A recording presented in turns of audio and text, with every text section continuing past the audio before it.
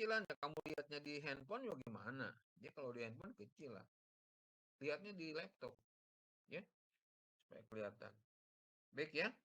Saya akan mulai jadi materi kita untuk hari ini adalah rancangan produk dan proses. Jadi ceritanya setelah kita membuat ramalan ya, membuat ramalan ditentuin produknya, misalnya produk A, dari hasil ramalan ternyata marketnya masih cukup besar ya, penjualannya menjanjikan ke depannya, misalnya ya pasarnya makin meningkat gitu kan karena konsumen juga meningkat. Nah, berarti kan itu menguntungkan.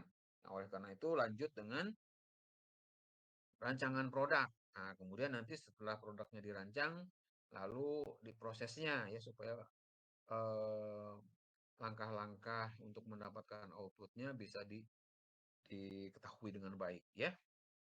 Oke, jadi bagaimana untuk melakukan rancangan produk. Nah, gitu ya.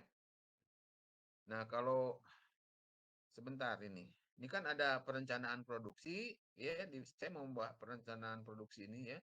Jadi kalau misalnya rancangan produk itu salah satu kegiatan di dalam perencanaan produksi ya, gitu. Jadi rancangan produk maupun rancangan proses adalah salah satu kegiatan dari perencanaan produksi. Nah, misalnya kalau kalau kamu pikirkan itu kan kalau misalnya ingin membuat suatu produk, mau makanan atau misalnya barang, itu kan pasti kreativitas itu harus ada, ya. Didesain ya, baik baik bentuknya, kemudian isinya, gitu ya. Gitu sehingga orang bisa menghasilkan bentuk-bentuk baru, gitu ya. Misalnya kan kalau dulu tuh kayak makanan nih batagor. Batagor itu kan singkatan dari bakso tahu goreng ya. Dulunya kan nggak ada, karena kreativitas orang aja, ya, mengamati selera orang gitu, konsumen ya. Jadi bakso tahu itu nggak ada yang digoreng dulu itu bakso tahu ya dikukus aja kan, ya. Nah kemudian dicoba digoreng ternyata disukai konsumen, nah, gitu ya. Cilok itu kan, basreng dan sebagainya itu kan makanan itu banyak banget kan kalau yang kreatif gitu, ya apalagi di bentuk kue-kue gitu kan ya, kue-kue gitu. Nah bentuk barang juga begitu ya. Jadi mungkin kasur, bantal gitu kan yang model-model bagus ya. Orang misalnya misalnya apa lagi? Memproduksi sabun mandi gitu kan. Dulu sabun mandi harumnya itu cuma terbatas misalnya kan sabun Lux itu ya segitu-gitunya Lux itu nggak ada macam-macam. Apalagi yang sabun Lifebuoy. Lifebuoy dari dulu warnanya aja merah gitu kan. Terus ciri khas baunya itu seperti itu. Nah, sekarang kan macam-macam. Ada yang putih, ada yang hijau, wanginya juga beda-beda. Itu dari kreativitas gitu kan. Karena apa? Karena selera konsumen ini kan selalu berkembang. Dia selalu berubah. Selalu ingin sesuatu yang baru gitu kan. Sampai ke misalnya sekarang kalau sabun itu sudah ada sabun cair begitu kan. Ya, sabun cair gitu. Jadi orang mungkin sabun-sabun yang sudah apa namanya yang dulu yang berupa apa digenggam gitu kan ya, keras gitu kan. Jadi nggak ini lagi nggak apa memuaskan gitu kan konsumen terus beralih gitu.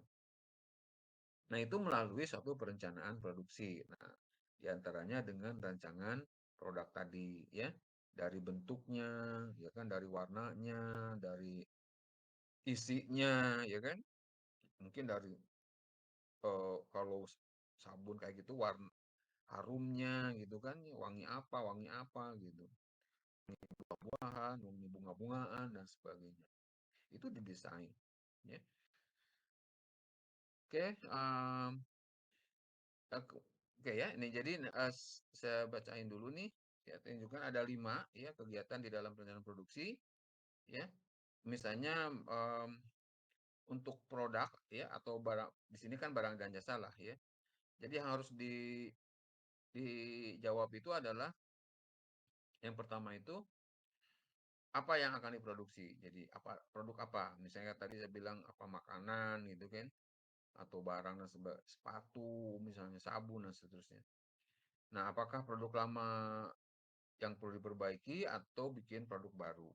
Ya. Kalau produk lama misalnya yang sabun tadi kan wanginya, warnanya ya kan Kalau yang misalnya sabun cair itu kan produk baru. Ya, dulunya tidak diproduksi, kemudian diproduksi gitu kan. Nah, karena orang sekarang cenderung ingin lebih sehat. Jadi kalau sabun mandi model dulu misalnya ya, yang digenggam, yang batangan itu gitu kan, itu kan kalau orang pakai takutnya menular misalnya penyakit kulit. Nah, kalau kalau yang cair kan tidak. Gitu. Nah, itu kan berarti pengetahuan masyarakat terhadap kesehatan lebih meningkat sehingga sabun pun mereka tidak mau apa namanya satu pakai gitu ya, rame-rame gitu kan. Satu sabun rame-rame nggak gitu. Nah, gitu ya. Itu pertanyaan yang pertama. Nah, kemudian yang kedua itu berapa jumlah produksi ya pada tahap awal dan kemudian tahap-tahap berikutnya. Jadi harus diperkirakan ini ya. Orang memproduksi itu em, pertama tentu disesuaikan dengan eh, kapasitas ya, kapasitas produksinya. Jadi mesinnya, karyawannya, ya tentu itu berkaitan dengan modalnya, apa namanya, finance-nya ya. Em, eh, nah, dan tentu tidak langsung banyak produksinya, tidak harus harus diperhatikan mengenai pasarnya gitu ya. Mungkin kalau produksi itu hanya 10.000 dulu misalnya atau 1.000 dulu ya.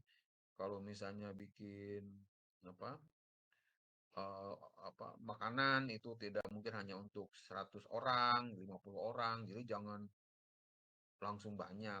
Nanti kalau tidak ada yang beli gimana, kan rugi ya. Kemudian harus diketahui juga peningkatannya misalnya tiap bulan ya kan. Jadi produksinya nih tadinya 50 dinaikin menjadi 60 kalau misalnya konsumennya makin meningkat gitu ya. Nah, jadi waktu peningkatan produksi kan harus ditambah juga inputnya kan.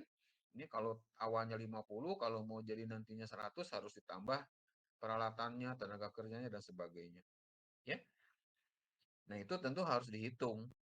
Ya, kemudian yang ketiga, bagaimana rancangan produk dan prosesnya. Nah, itu baru ke situ ya. Ya. Jadi baru kita membuat rancangannya. Ya, sudah ditentukan tadi bentuk bentuk produknya apakah yang bentuk lama diperbaiki ya, macam-macamnya atau bikin produk baru ya. Kemudian jumlah produksinya baru kemudian dibuat rancangan produknya ya. Nah, tadi kan sudah saya jelasin rancangan produk itu mulai ya isinya, bentuknya, warnanya, wanginya, semuanya lah kemasannya juga dan seterusnya. Kemudian bagaimana siklus produknya? Nah, ini siklus produk itu harus ingat ya yang namanya siklus produk itu di dalam manajemen produksi ya, manajemen operasional um, itu berkaitan dengan apa namanya peningkatan jumlah produksi ya gitu. Jadi misalnya jasa maupun barang gitu ya. Waktu awal kan sedikit nih ya. Penjualannya masih sedikit karena masih pengenalan. Terus nanti kalau barang itu sudah dikenal itu akan terjadi peningkatan yang pesat ya. Nanti kalau misalnya suatu saat itu mencapai puncaknya ya. Jadi produk itu diminati banget oleh banyak konsumen. Tapi suatu saat konsumen itu akan berubah seleranya sehingga dia bosen ya. Lama-lama akan menurun lagi ya, menurun. Nah, terus jadi penjualan itu pasti menurun. Itu namanya siklus produk. Nah, kalau misalnya sudah ada gejala ada penurunan, maka si manajemen itu harus segera melakukan perubahan, ya, perubahan strategi pemasaran, perubahan dari produknya dan sebagainya.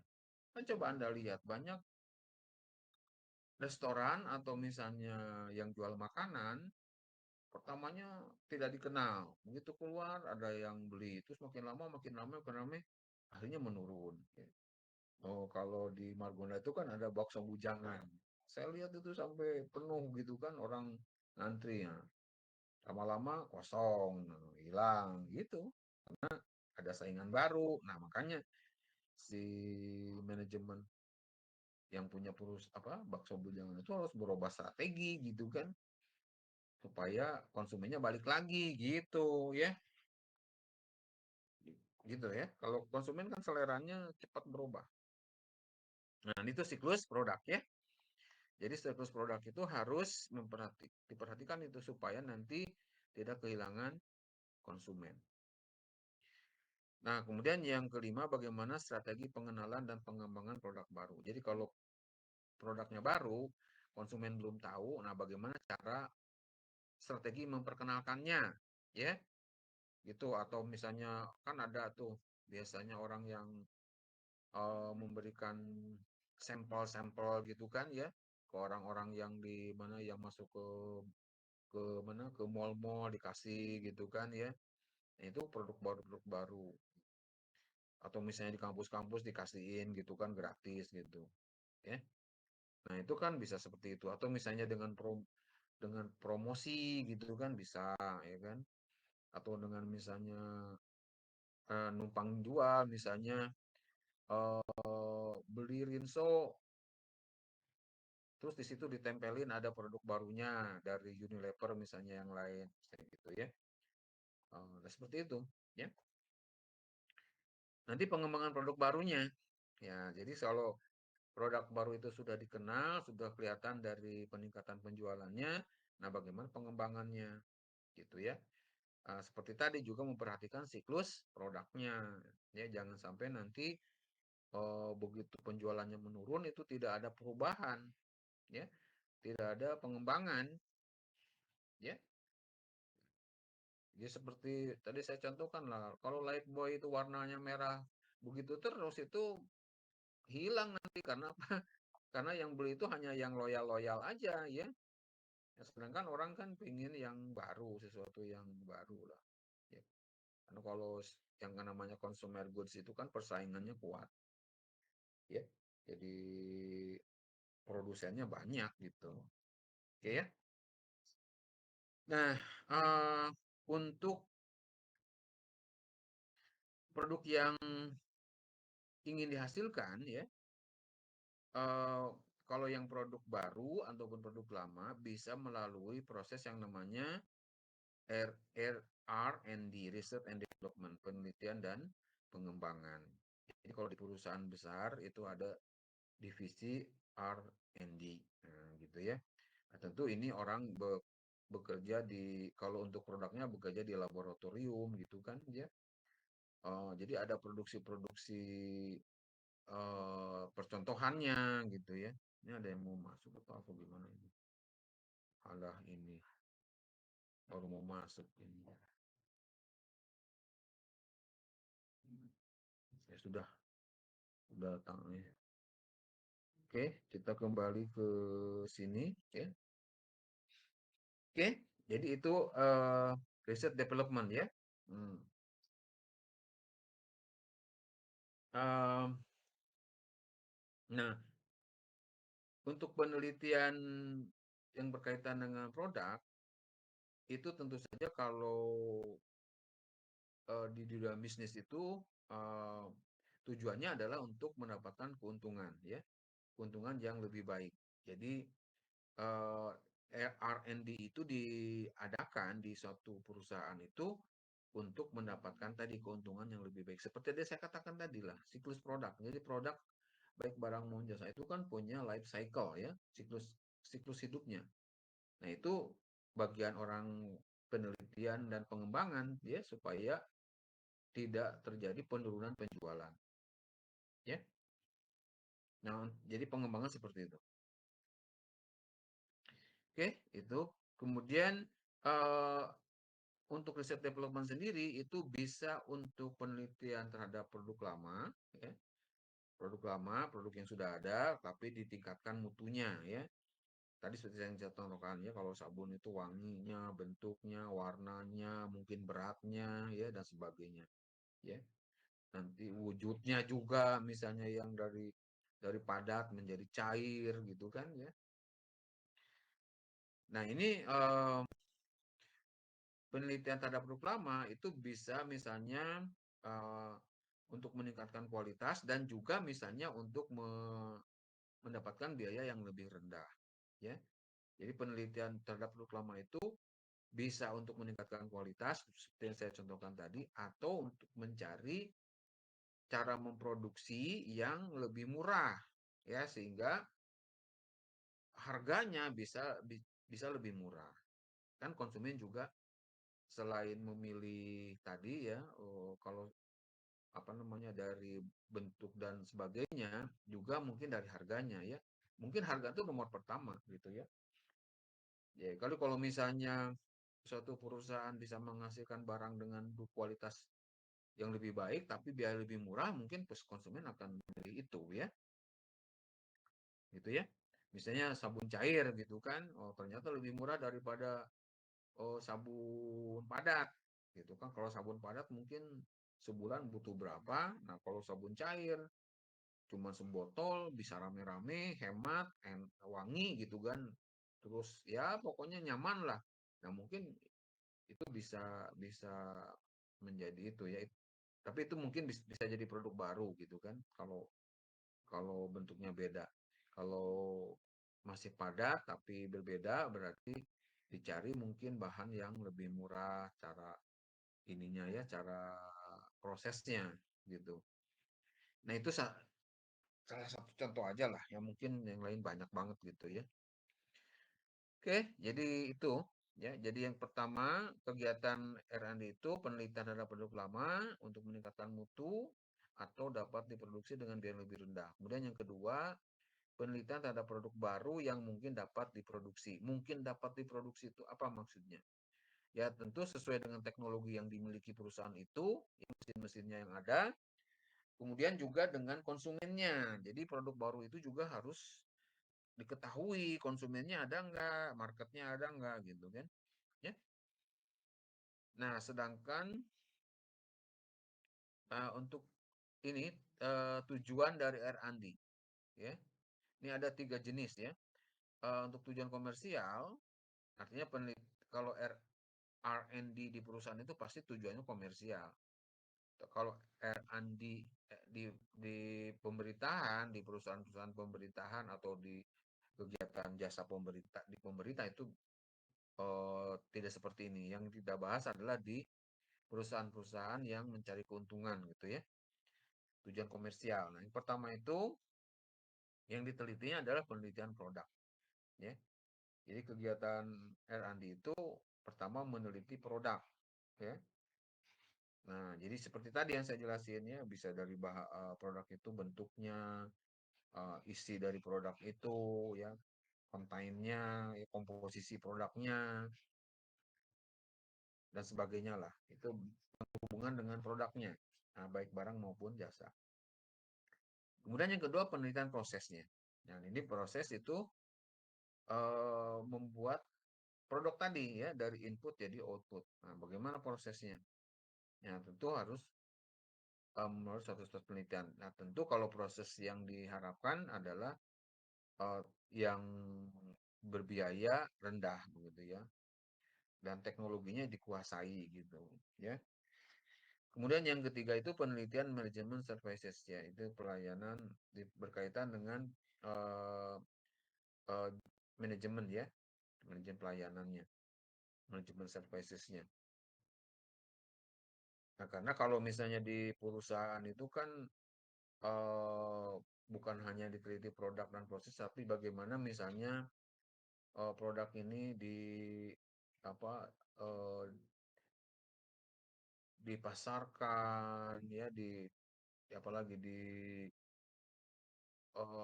proses dikelola di perusahaan itu sendiri gitu kan sesudah jadi produk gitu ya.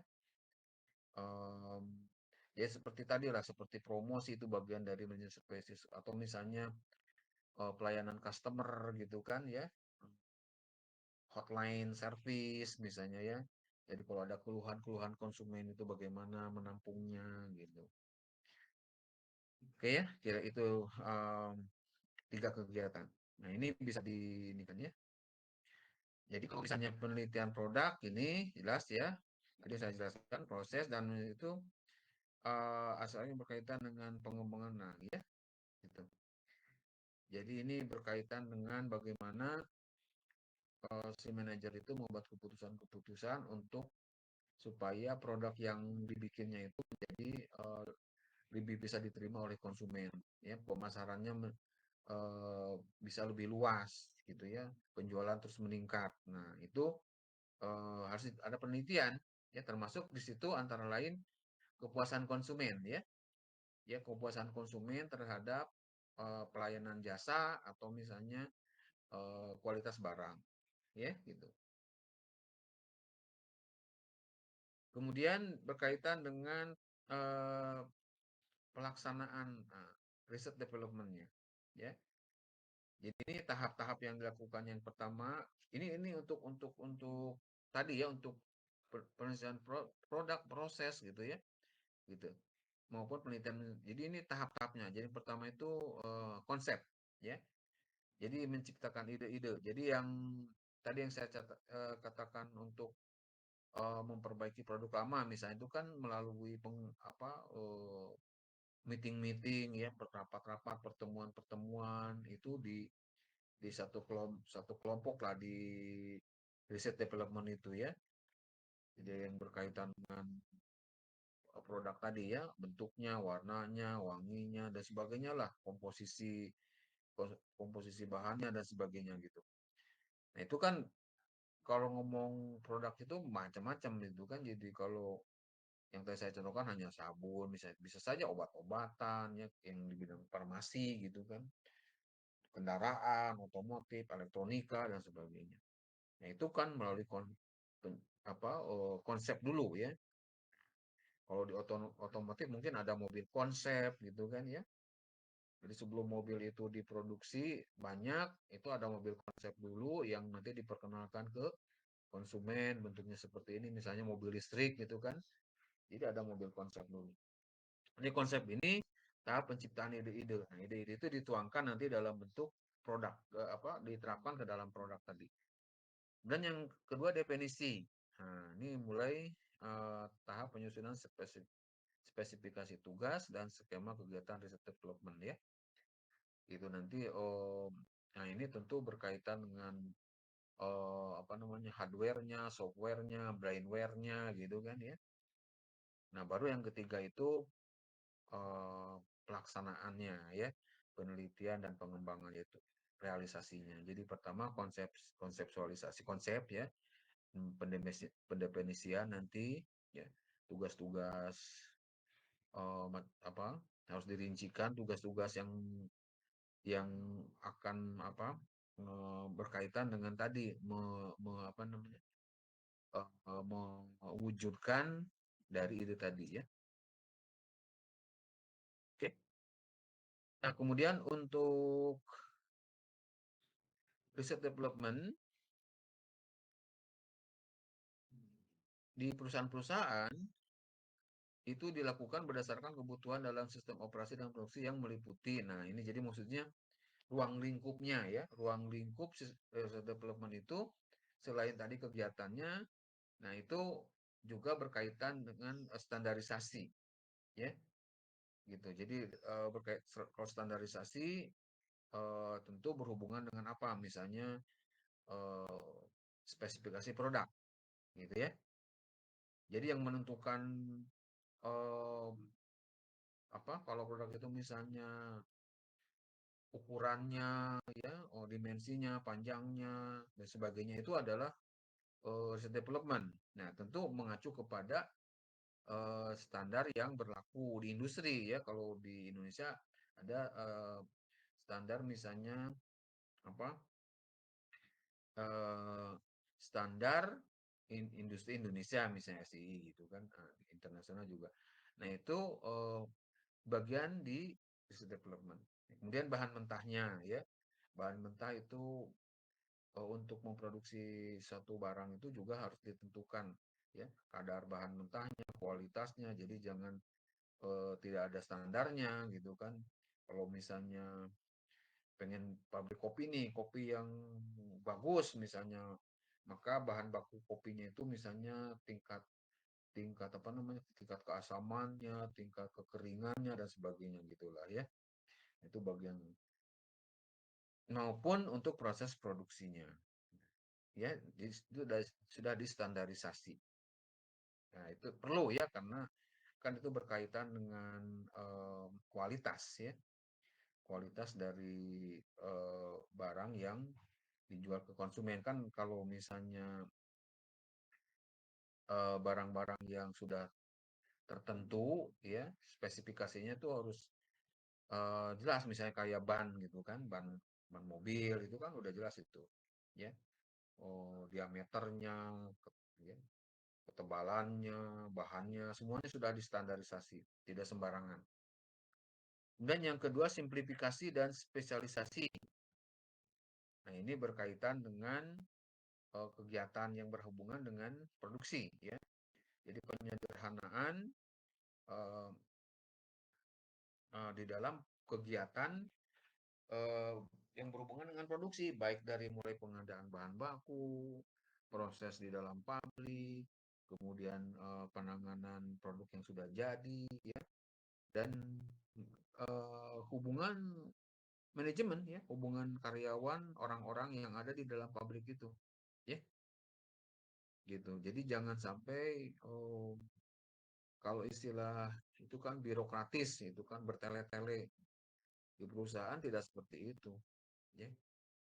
Jadi karena harus dengan cepat. Jadi waktu proses ya pengadaan, proses produksi, pengelolaan itu harus cepat gitu, ya.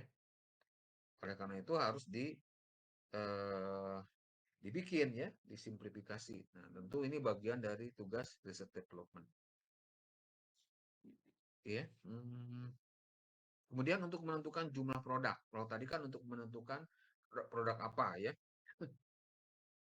produk apa yang harus dihasilkan. Itu melalui research development. Kemudian menentukan jumlah produksi. Nah, berapa jumlah produk yang akan dihasilkan? Nah, itu harus diperhatikan mengenai faktor-faktor yang mempengaruhi jumlah produksi, ya, gitu, ya. Nah, sekarang kita lihat jumlah produksi itu dipengaruhi oleh apa saja, ya. Sebentar.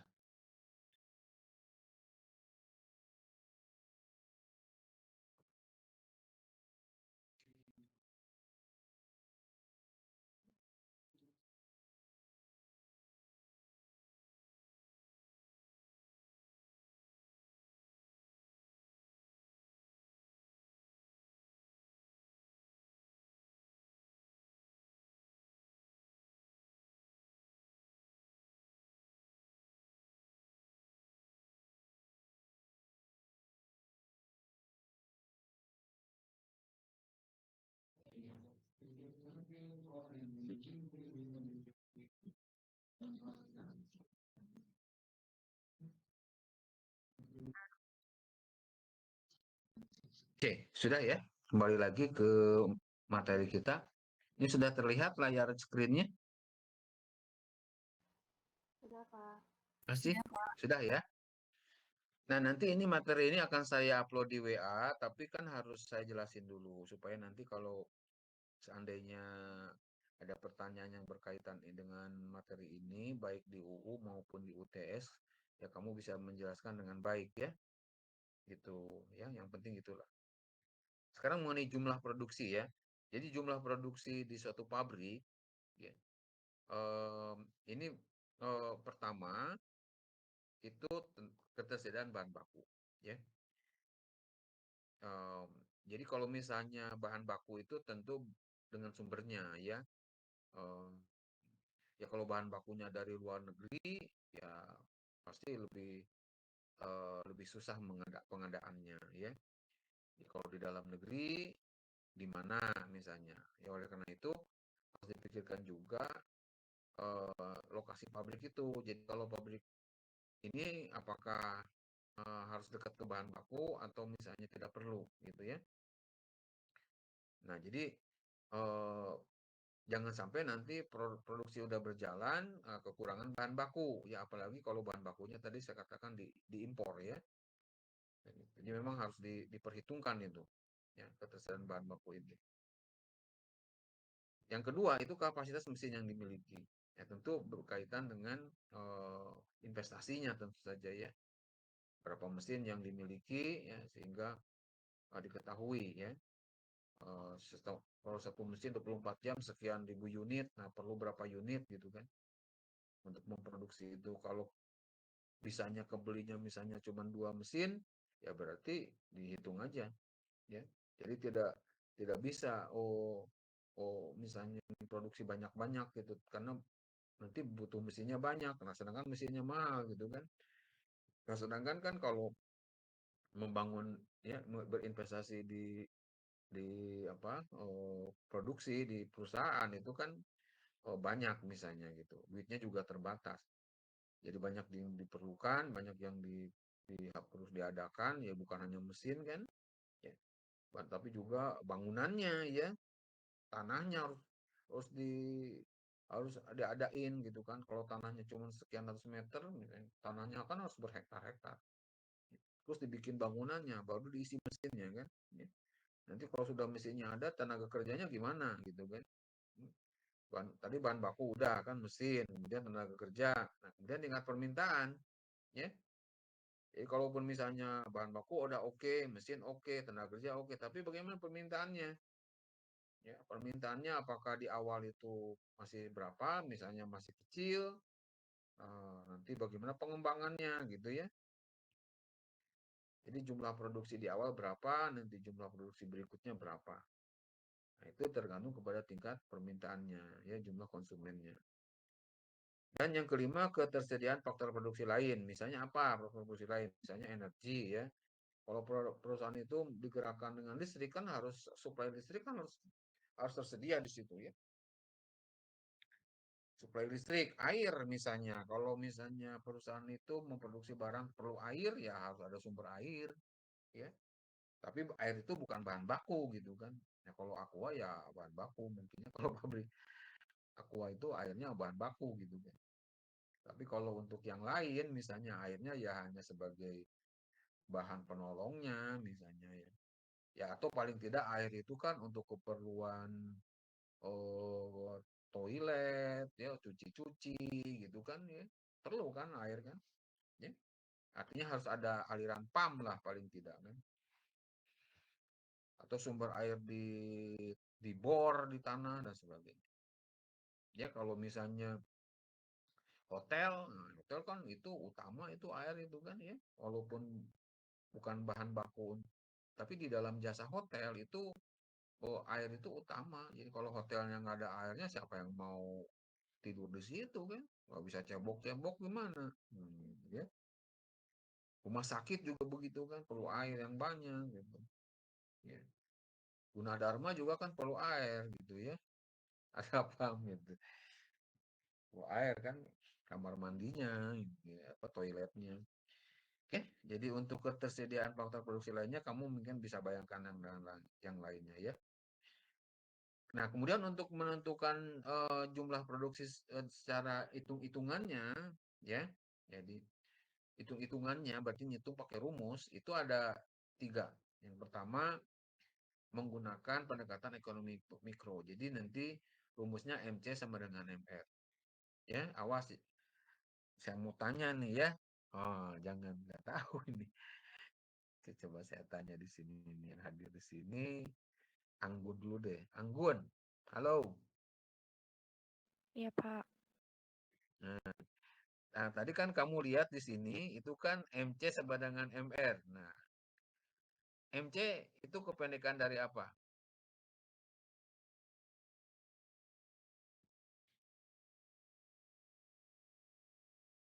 Ayo Anggun. MC itu bukan master ceremony ya. MC sih kependekan dari apa? Anggun cepat. Aduh, gimana ini? Anggun nyerah nggak mau jawab. Halo. Ih, Sorry, Pak, mau coba. udah. Jadi MC itu marginal cost, kalau MR itu marginal revenue. Nah, berarti yang jawab Akilah ya. Oke, jadi yang dapat nilai Akilah. Aduh, MC itu marginal cost ya, Anggun. Halo. ini sambil tidur. Ya, Anggun, kamu dengar nggak tadi? Oh, Anggun? maaf, dengar tadi saya mau nyalain mic jadi malah ini apa? Jadi Nah, malah kamu mati. soalnya Marginal soalnya cost kan Pak MR iya. marginal revenue MC marginal cost. Oke. Maaf ya Ya Pak. udah. Oke, jangan sampai lupa ya. Ya, Oke ya, lanjut. Nah, bagaimana menentukan itu? MC sama dengan MR. Nah, sekarang kalau misalnya saya tanya nih, ah, pada saat MC sama dengan MR, Q-nya berapa? Mana ini coba? Ke Akilah lagi deh, Akilah aja deh. Pada saat MC sama dengan MR itu Q-nya berapa nih? Jumlahnya, jumlah Q-nya, jumlah barangnya berapa? Yang diproduksinya berapa? Akilah, Iya. tahu nggak? Halo? Aduh Pak, saya lupa. Kalau pada saat MC sama dengan MR, itu jumlah kuantitinya, Q-nya itu berapa?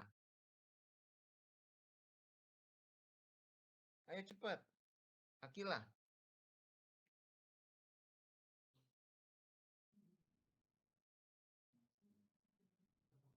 Ya, gimana ini?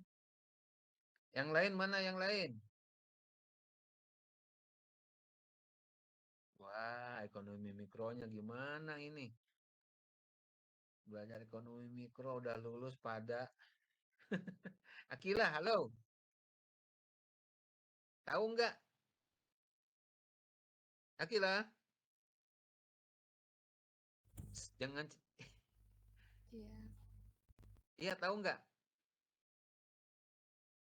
Kalau nggak tahu bilang aja nggak apa-apa, nanti saya jelasin. Enggak Pak. Akilah tahu nggak berapa Q-nya? Enggak.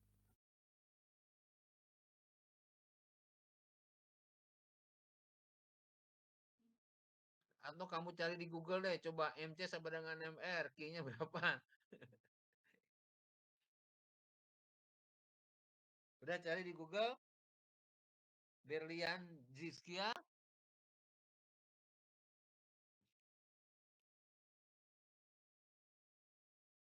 Halo, berapa? Kalau MC sama dengan MR, Q-nya jumlah kuantitinya, jumlah produksinya berapa?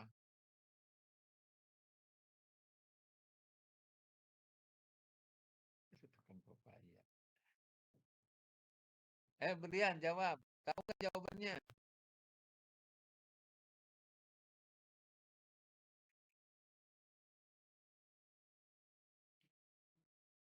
Ya, gimana? Ayo dong. Allahu Akbar. Allahu Akbar azan. Akilah. Ayo Akilah. Nah, Akilah kemana? Coba lihat di Google. Udah belum? Lagi nyari. Oh, belum ketemu. Tulis aja MC sama dengan MR. Nanti ada jawabannya. Berapa Q-nya? Jumlah kuantitinya berapa?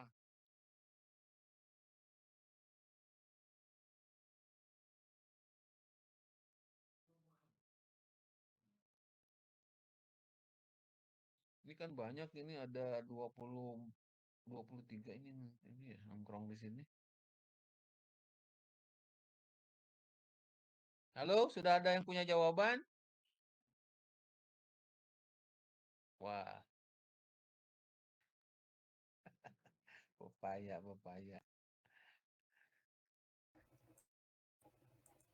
Pak, mau coba jawab, Pak. Berapa Dipka jawabannya? Eh, kuantitasnya itu eh, dari MR-nya, Pak, yang sebelum terjadi perubahannya. Bukan. Pada saat MR sama dengan MC berapa Q-nya? Jumlah jumlah kuantitinya, jumlah Q-nya, jumlah produksinya itu berapa? Ayo siapa yang tahu? Udah dicari nggak ke Om Google?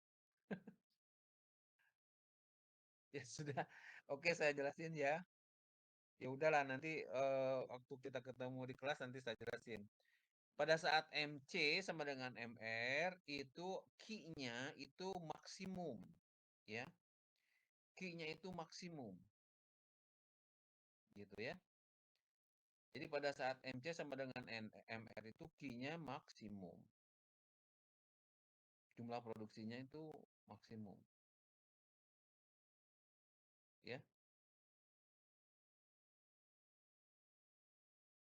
Halo Akila? Akila? Iya, iya, Pak. Nah, sudah ketemu belum? Tadi saya sudah menjelaskan bahwa pada saat MC sama dengan MR itu akan dihasilkan Q-nya jumlah kuantiti yang maksimum. Nah, maksimumnya berapa? Ya kita harus tahu dulu fungsi total cost-nya, ya, dan total revenue-nya. Lalu kita nanti cari marginal revenue-nya, kita pakai turunan aja, ya. Pakai turunan pertama dari total cost kan marginal cost, ya. Turunan pertama dari total revenue itu adalah MR, disamain nanti ketemu Q-nya. Nah, Q itu maksimum, ya. Nah, nanti saya jelasin di kelas saja ya. Nanti sekalian dilihat contohnya. Nah, kemudian yang kedua, pendekatan BEP. BEP Break Even Point. Nah, kalau Break Even Point, saya tanya Akilah, Break Even Point itu bahasa Indonesianya apa? Titik balik modal. Titik impas. Iya, impas, Pak. Iya, artinya apa? Kalau titik impas itu, keuntungan berapa?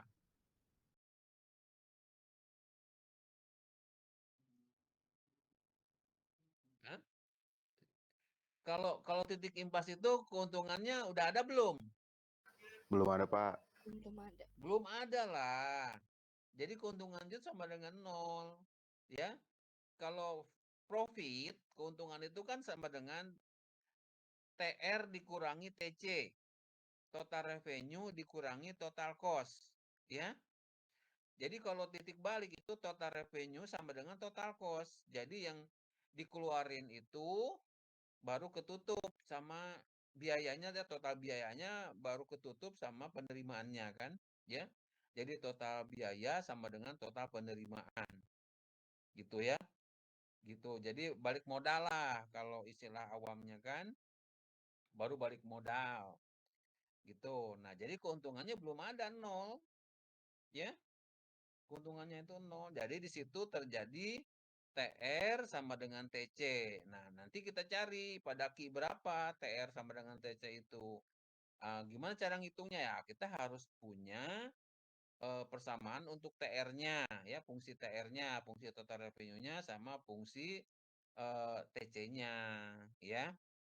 Ya kalau tadi yang pendekatan MCMR berarti kan diturunin, ya. Kalau ini nggak usah pakai turunan, digambarkan pakai grafik, ya, gitu. Kemudian yang ketiga itu pendekatan linear programming. Nah kalau linear programming, oke saya tanya deh ke siapa nih? Nah, cowok deh sekarang. Tadi yang jawab siapa tadi yang jawab? Yang belum ada itu. Siapa? Halo? Yang jawab tadi belum ada keuntungan, berarti kan benar tuh. Siapa tuh? Ahmad kayaknya, Pak. Siapa? Ahmad kayaknya deh. Atau yang Ahmad lain, kalau nggak salah ya. Ahmad itu tadi. Ahmad Abdul Halim. Iya, iya, Pak. Ih, Ahmad, halo Ahmad. Ih, Ahmad, ngumpet ya. Tadi yang jawab Ahmad bukan Akila. Iya, Pak. Tapi kok diam sekarang dia? Ya, nggak tahu, Pak. Saya Mau kan lagi ditanya diam? Ih, gimana sih? Oke deh, sekarang saya mau jelasin sambil nanya ya. Nanti yang mau jawab silakan aja. Nanti yang mau jawab akan, pokoknya kalau yang jawab pertanyaan saya itu pasti diinget di pikiran saya itu pasti nih pasti nilainya bagus gitu dong ya.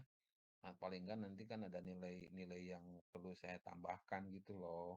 Ya, makanya saya mau nanya dulu nih ke pendekatan karena ini materi-materi yang udah diajarin di mata kuliah lain gitu loh. Ya, coba nih. Coba Akilah bisa jawab nggak? Nih ada pendekatan linear programming.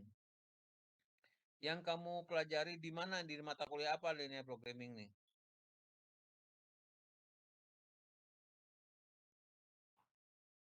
Halo, Akilah. Kamu belajar linear programming di mata kuliah apa?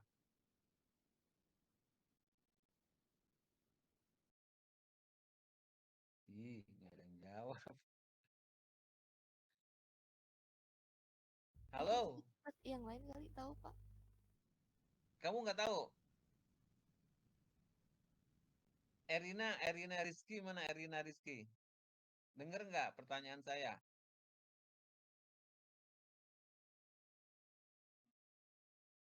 Halo, ini kalau online. Riset operasional Oh, kan Dipka, coba ya, Dipka. Oke, Dipka. Dipka di mata kuliah apa kamu belajar linear programming? riset operasional. Nah, benar riset operasional. Oke, nah sekarang lanjut ya Dipka.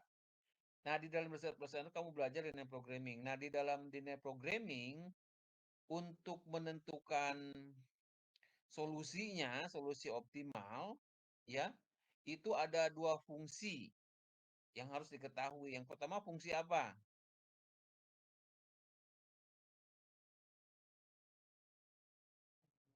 Dipka,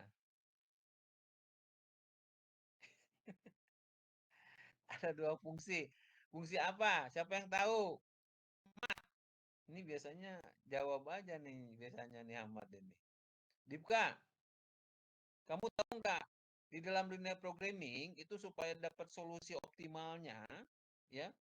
Misalnya di sini kan key ya, jumlah produksi, berarti harus ada dua fungsi yang diketahui. Yang pertama fungsi apa namanya?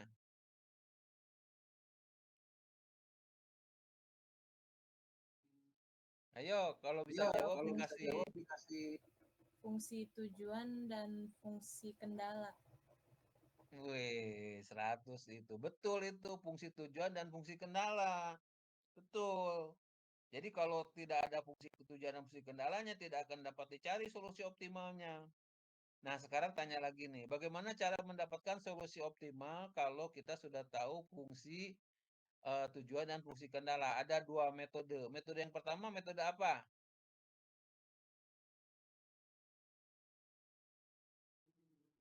Metode apa? Untuk mendapatkan solusi optimalnya setelah ada fungsi tujuan dan fungsi kendala, itu ada dua metode untuk mencari solusi optimalnya. Dipka, ayo. Satu lagi. Metode grafik dan metode simplex.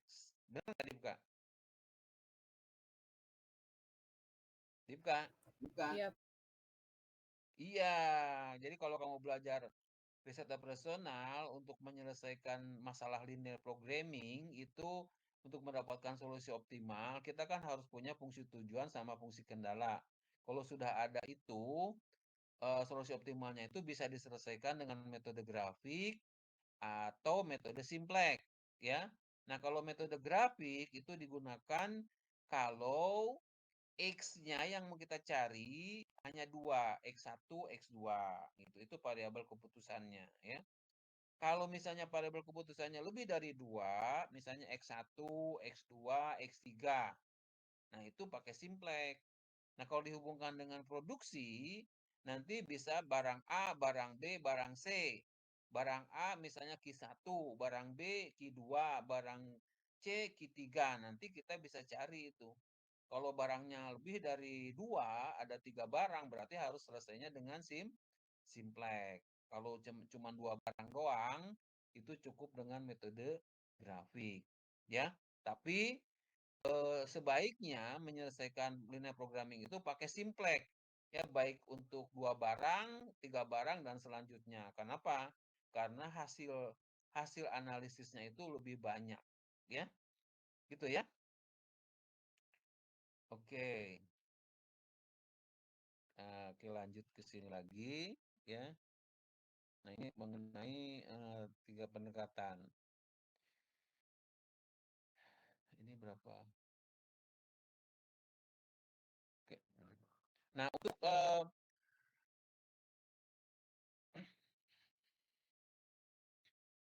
ini bisa dibaca ya. Untuk di dalam pengembangan produk, ya, dengan teknologi baru. Nah, ini nanti ceritanya nih pengembangan produk. Jadi di dalam perusahaan atau pabrik yang menghasilkan barang, yaitu kan pasti harus ada pengembangan produk. Nah, dengan teknologi baru untuk ya supaya tadilah ya tidak kehilangan konsumen. Jadi penjualannya terus meningkat, yaitu perusahaan itu harus berusaha bagaimana mengembangkan produk. Nah, salah satunya dengan menerapkan teknologi baru. Nah, ini ada pendapat ya Leonard Barton tahun 87 mengenai pendekatan antara research development, operasi produksi, dan pemasaran, ya, gitu ya. Jadi kamu baca dulu deh di atasnya ya. Jadi ini nih, kalau di atas ini kan rancangan produk dan rancangan proses adalah 2 kegiatan yang saling mempengaruhi dan tidak dapat dipisahkan, ya. Jadi kalau produk didesain, kemudian harus diproses. Tadi kan udah saya jelasin ya, di atas mengenai research development. Kemudian rancangan produk dan perkiraan jumlah produksi merupakan prasyarat proses produksi dan kunci bagi kelangsungan hidup perusahaan, ya. Jadi itu maksudnya perusahaan itu penjualannya itu terus meningkat. Kalau penjualannya terus menurun berarti kan lama-lama bangkrut gitu kan. Gitu ya. Oleh karena itu harus ada rancangan produk dan bagaimana nanti jumlah produksinya tadi ya. Yang saya tadi cara menentukannya di atas sudah saya jelasin. Ya. Nah, kemudian kalau pengembangan produk dengan teknologi baru itu berkaitan dengan bagaimana intensitas kegiatan riset development, operasi produksi, dan pemasaran, ya. Itu ada 2 pendekatan. Yang pertama pendekatan berurutan dan pendekatan digambarkan dengan seperti ini, ya. Ini kalau pendekatan berurutan seperti ini. Jadi untuk pengembangan produk itu, ya, misalnya produk baru lah. Yang pertama melakukan riset development dulu, ya. Misalnya 6 bulan. Selesai riset development lanjut ke operasi produksinya, ya. Hasil dari riset development misalnya didapatkan produk konsep atau produk sampelnya ya, produk awalnya. Nah, nanti kalau mau dihasilkan produk yang lebih banyak itu di operasi sini. Tentu riset development itu barang itu sudah diuji coba, sudah di test market gitu kan ya. Gitu. Ya, pokoknya sudah memenuhi berbagai macam hal ya, sehingga diyakinkan bahwa barang itu kalau diproduksi, dijual ke pasar akan ada konsumennya. Baru nanti masuk operasi produksinya. Ya, operasi produksi dibikin tuh produknya di awal produksi misalnya 10.000 unit. Baru nanti dijual, dipasarkan ya. Dipasarkan, didistribusikan, dijual, pokoknya gitu ya. Nah, itu berurutan. Nah, kalau pendekatan serentak itu seperti ini, ya. Jadi semua kegiatan bersama-sama dilakukan, tapi di awal itu kegiatan riset development itu lebih banyak. Misalnya di sini 70%. Ini di awal itu. Kemudian operasi produksi berjalan juga, cuman 20% misalnya, ya. Pemasarannya 10%. Jadi semua kegiatan di tahap awal itu ada, ya. Tetap ada, operasi produksi ada, pemasaran ada, cuma di awal ini riset development lebih dominan. Nah, kemudian di tengah-tengah, ya, di tengah-tengah ini mulai ada peningkatan jumlah produksinya, ya, biaya untuk kegiatan riset development-nya mulai berkurang. Ya, artinya berkurang itu karena udah banyak yang dikerjakan gitu kan di awal kan. Jadi tinggal sedikit aja. Nah, jadi nanti operasi produksinya itu lebih banyak. Kemudian pemasaran juga lebih banyak lagi. Nah, ini tentu tidak setiap barang bisa dilakukan seperti ini, ya. Mungkin hanya untuk barang-barang tertentu. Jadi riset development-nya itu misalnya berkaitan dengan komponen-komponen aja, ya. Jadi tidak seluruh komponen. Nanti mungkin di akhirnya baru sudah lengkap, baru nanti di riset development-nya makin mengecil ya di akhirnya ya. Nah, jadi di akhir ini mungkin kegiatan riset development-nya sudah sedikit aja ya. Oke ya. Ada pertanyaan? Kalau tidak ada pertanyaan, halo. Nggak ada, Pak. Nah, ini ya. Gambarnya gitu. Kemudian mengenai strategi pengenalan produk baru ya. Ini ada 2 strategi, 3. Ini berapa nih? 1, 2, 3 ya, 3. Yang kedua market pull, teknologi push, dan interfunctional. Ya, kalau yang market pull itu jadi pengenalan produk itu didasarkan kepada pertanyaan apakah produk apakah yang harus diproduksi, nah gitu ya, dan dapat dijual. Jadi tekanannya itu dapat dijual ke pasar, ya, gitu. Artinya nanti produk yang dikembangkan yang baru ini itu disesuaikan dengan selera pasar, sehingga kurang memperhatikan tingkat teknologinya maupun proses produksi. Yang penting ngikutin selera pasar aja, gitu. Yang kedua itu sebaliknya, ya. Jadi strateginya itu lebih ke barangnya, ya, gitu. Produk apakah yang harus dijual dan dapat diproduksi. Jadi ke produknya. Jadi bukan ke selera. Jadi dalam hal ini produk itu akan lebih banyak ke teknologinya, ya, perbaikan teknologinya, tapi tidak memperhatikan selera pasar gitu. Nah itu terserah nanti mungkin konsumen itu begitu melihat oh ini teknologi lebih bagus, misalnya gini, misalnya teknologi handphone lipat, nah itu kan tidak berdasarkan selera sebenarnya, orang tidak begitu menyukai mungkin ya, tapi mungkin suatu saat itu kayak handphone yang lipat itu bisa merubah selera gitu kan. Ya, karena mungkin dengan layar yang lebar tapi bisa dimasukin yang lebih ringkas suatu saat. Cuman karena teknologi kan harganya mahal, ya. Karena fokus ke teknologinya itu kan mahal, gitu. Gitu ya. Seperti itu. Kemudian yang ketiga interfunctional.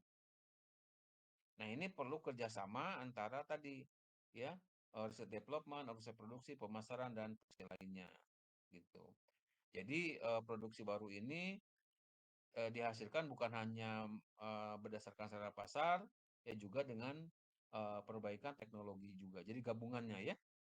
Jadi antara selera pasar dan nah ini kebanyakan seperti ini, ya. Tapi untuk barang-barang tertentu ada juga ya, tidak perlu misalnya mengikuti selera pasar. Jadi karena marketnya udah jelas gitu ya.